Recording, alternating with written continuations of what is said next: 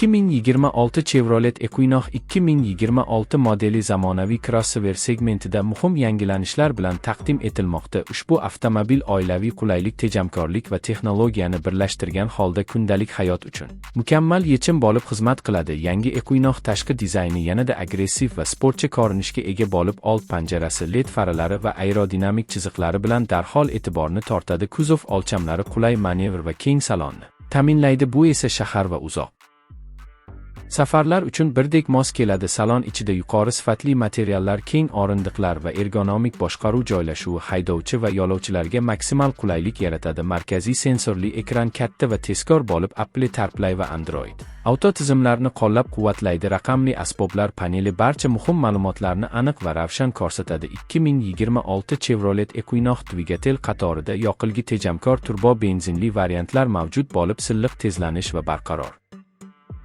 harakatni ta'minlaydi. Avtomatik uzatmalar qutisi yumshoq ishlaydi va turli haydash rejimlari yo'l sharoitiga moslashishga yordam beradi. Xavfsizlik masalasida Equinox yetakchi o'rinda turadi. Avtomatik favqulodda tormozlash, yo'ldan chiqib ketishni ogohlantirish, kor nuqta nazorati, adaptiv kruz nazorati kabi ilg'or tizimlar standart yoki qo'shimcha sifatida taklif etiladi. Bu esa haydovchi va yo'lovchilar xavfsizligini yuqori darajada ta'minlaydi. Bagaj hajmi keng bo'lib, o'rindiqlar buklanganda katta yuklarni ham bemalol joylashtirish mumkin. Yangi Equinox yoqilgi sarfi bo'yicha ham raqobatbardosh bo'lib, ekologik talablarga javob beradi. Bu model narx va sifat muvozanatini saqlagan holda bozorda kuchli raqobatchi bo'lishni maqsad qilgan. Interyerda shovqinni kamaytirish texnologiyalari qo'llanilgan bo'lib, yo'l shovqini minimal darajada seziladi. Osma tizimi Notex yo'llarda ham silliq yurishni ta'minlaydi. Rul boshqaruvi esa aniq va ishonchli yoritish tizimlari tunda haydashni yanada xavfsiz qiladi va